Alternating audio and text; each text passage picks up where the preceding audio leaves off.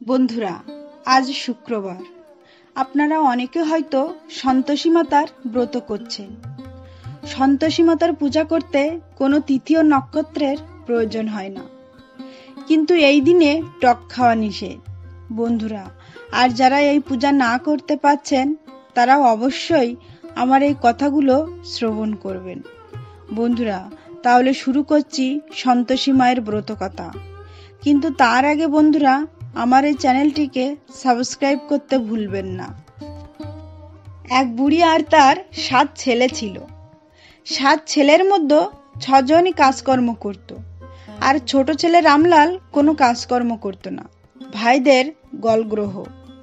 বুড়ি রোজ ভালো ভালো রান্না করে রোজগেরে ছেলে আর তাদের বউদের পেট ভরে খাওয়াতো, এবং সকলের খাওয়ার শেষে এটো খাবার যা পড়ে থাকতো সেই সব রামলাল আর তার বউ সাবিত্রীকে খেতে দিত। সাবিত্রী এই ব্যাপার নিজে জানতো, কিন্তু রামলাল এসব কথা জানতো না। একদিন কথায় কথায় রামলাল তার বউকে বলল, জানো, মা আমাদের কত ভালোবাসেন। আমি কোনো কাজকর্ম করি না, তবুও তিনি তোমাকে আর আমাকে ঠিক মতো খেতে পড়তে দেন। ছোট বউ তখন আর চুপ করে থাকতে পারল না। কাঁদতে কাঁদতে স্বামীকে সব কথা খুলে বলে ফেলল।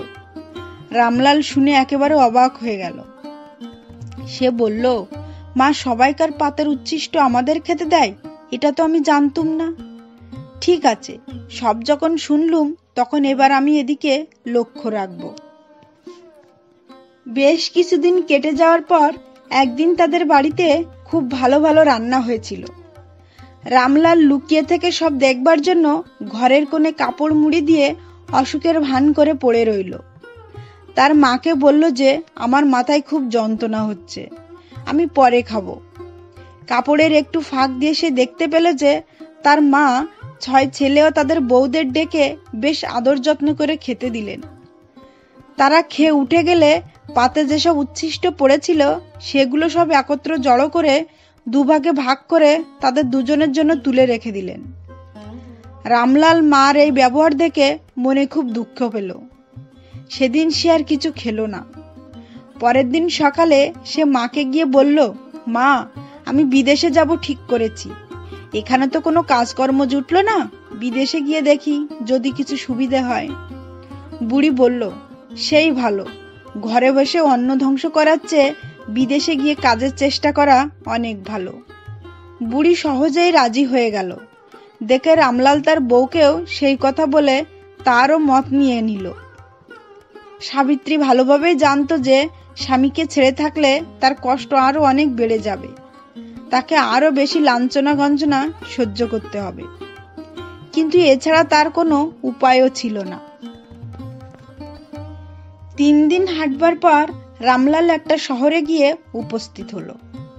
অনেক জায়গায় একটা চাকরির জন্য ঘোরাঘুরি করার পর এক সওদাগরের কাছে তার খাওয়া পড়া শুদ্ধ 5 টাকা মাইনের একটা চাকরি জুটল। রামলাল নিজের বুদ্ধি আর সততার গুণে খুব শীঘ্রই সওদাগরের প্রিয় পাত্র হয়ে উঠল। এমনকি কিছুদিনের মধ্যে সওদাগর তাকে কারবারের অর্ধেক অংশীদার করে দিলেন। এদিকে বাড়িতে সাবিত্রীর উপর অত্যাচারের মাত্রা দিন দিন আরো বেড়ে চলল।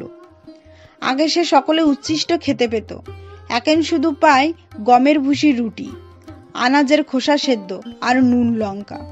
তবু সাবিত্রী ভগবানের উপর অচলা বিশ্বাস নিয়ে কেবল বলতে লাগলো, ঠাকুর, আমাদের সুদিন দাও।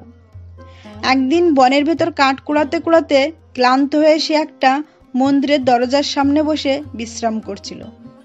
সেদিন ছিল শুক্রবার, মন্দিরে পুজো হচ্ছিল। সাবিত্রী একজনকে ডেকে জিজ্ঞাসা করলো, এখানে কোনো ঠাকুরের পুজো হচ্ছে? লোকটি বলল, দেবী সন্তোষী মাতার পুজো হচ্ছে। ইনি হচ্ছেন সর্বসিদ্ধিদাতা, গণেশের মানস কন্যা। সাবিত্রী জিজ্ঞাসা করলো, এই দেবীর পুজো করলে কি হয়? লোকটি বলল, যার যা মনস্কামনা সব পূর্ণ হয়, আর সব দুঃখ ঘুচে যায়।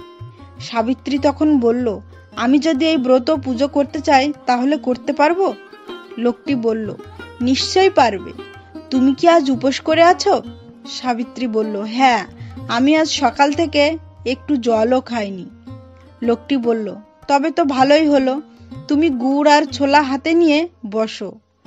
ভক্তি করে দেবীর ব্রতকথা শোনো। পরে সন্তোষী মাতার জয় বলে মাকে প্রণাম করো। আর এখন থেকে প্রত্যেক শুক্রবারে মায়ের পুজো করবে, তাহলে তোমার সমস্ত মনস্কামনা পূর্ণ হবে। পুজোর দিন তোমার ক্ষমতা মতো দেবীকে ছানা, মিষ্টি, ফল, ছোলার ডাল, শাক, ছোলা, গুড় আর নিরামিষ খাবার দিয়ে ভোগ দেবে। শেষে পারলে বালক ভোজন আর ব্রাহ্মণ ভোজনও করাবে। তোমার সাধ্যমতো ব্রাহ্মণকে দক্ষিণা দেবে, তাহলেই তোমার ব্রত উদযাপন করা হবে। তবে সাবধান, এই দিনে নিজেও টক খাবে না আর অন্য কারোকে টক খেতে দেবে না। সাবিত্রী সেদিন তার কথা মতো সন্তোষী মাতার ব্রত পালন করলো। পরে প্রত্যেক দিন ওই বনে কাঠ কুড়াতে গিয়ে মন্দিরে আসতো আর ব্যাকুল হয়ে দেবী সন্তোষী মাতার কাছে প্রার্থনা করে বলতো, মা, আমার স্বামীকে ফিরিয়ে এনে দাও মা। সাবিত্রীর কাতর প্রার্থনায় দেবী একদিন সেই দূরদেশে রামলালকে স্বপ্ন দিয়ে তার স্ত্রীর কথা মনে করিয়ে দিলেন। রামলাল বলল, মা, আমি কেমন করে বাড়ি যাব? আমাকে যে রোজই দোকানে বসতে হয়। দেবী বললেন, কাল তুই আমাকে স্মরণ করে দোকানে বসবি, তাহলে তোর দোকানের সব মাল বিক্রি হয়ে যাবে। ঠিক তাই হলো। রামলাল তখন দেবীকে প্রণাম করে দোকান বন্ধ করে দিয়ে সেই দিনই বাড়ির দিকে রওনা হলো। রামলালকে দেশে ফিরতে দেখে সাবিত্রীর আনন্দ আর ধরে না। অল্প দিনের মধ্যে সে প্রচুর ধনের অধিকারী হয়ে উঠল। রামলাল সেই গ্রামেই একটা বাড়ি তৈরি করে সাবিত্রীকে নিয়ে সেখানে উঠে গেল। নতুন বাড়িতে গিয়ে সাবিত্রী খুব ঘটা করে সন্তোষী মায়ের ব্রত উদযাপন করলো। বালক ভোজনের জন্য গায়ের অন্য সব ছেলেদের সঙ্গে সে তার ভাসুরদের ছেলে মেয়েদেরও নেমন্তন্ন করলো। এদিকে সাবিত্রীর সুখ সম্পদ দেখে তার জায়েরা হিংসেই জ্বলে যাচ্ছিল। তারা তাদের ছেলে মেয়েদের শিখিয়ে দিল, কাকিমার কাছ থেকে পয়সা চেয়ে নিবি, আর সেই পয়সায় কোনো টক জিনিস কিনে খাবি। খাওয়ার শেষে ভাসুরের ছেলে মেয়েরা কাকিমার কাছে পয়সার জন্য আবদার করতে লাগলো। কাকিমাও সরল মনে তাদের কিছু কিছু পয়সা দিল। সেই পয়সায় ভাসুরপো ভাসুরজিরা টক কিনে খুব মজা করে খেল। তারা টক খাওয়ায় সন্তোষী মা খুব রেগে গেলেন। এদিকে রামলালের হঠাৎ অবস্থার এই পরিবর্তন দেখে দেশের জমিদার তার উপর সন্দেহ হলো। আর রামলালের 6 ভাই আর তাদের বউয়েরা তার বিরুদ্ধে মিথ্যে করে নানা রকম কুচ্ছা রটনা করল। তখন জমিদারের লোকেরা এসে রামলালকে ধরে নিয়ে গিয়ে তার উপর খুব অত্যাচার করতে লাগলো। সাবিত্রী তখন সন্তোষী মাতার মন্দিরে গিয়ে মার কাছে কেঁদে পড়ল। সে স্বামীর মুক্তির জন্য আকুল হয়ে মার কাছে প্রার্থনা করতে লাগলো। এতে তার উপর মার দয়া হলো। তিনি এই দুর্বিপাকের কারণ সব জানিয়ে বললেন, কখনো ছোট ছেলেদের হাতে পয়সা দিবি না, ফল বা মিষ্টি দিবি। যা আবার আমার ব্রত কর, তাহলে তোর সব ঠিক হয়ে যাবে। সাবিত্রী মায়ের আদেশ মতো তাই করল। দেবীর কৃপায় জমিদার নিজের ভুল বুঝতে পারলেন। বিদেশের লোক পাঠিয়েও রামলালের উন্নতির প্রমাণ পেলেন। তখন তিনি রামলালকে সম্মানের সঙ্গে মুক্তি দিয়ে তার টাকা কড়ি সব সম্পত্তি ফেরত দিলেন। এরপর দেবীর দয়ায় সাবিত্রীর একটি সুন্দর ফুটফুটে ছেলে হলো। রামলালের কারবারও দিন দিন বাড়তে লাগলো। ছেলে বড় হলে সুন্দরী মেয়ে দেখে রামলাল তার বিয়ে দিল।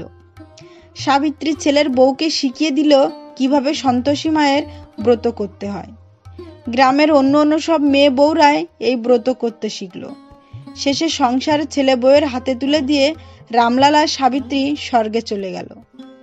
বন্ধুরা, এরকম আরো ভালো ভালো ভিডিও পেতে আমার চ্যানেলটিকে সাবস্ক্রাইব করতে ভুলবেন না।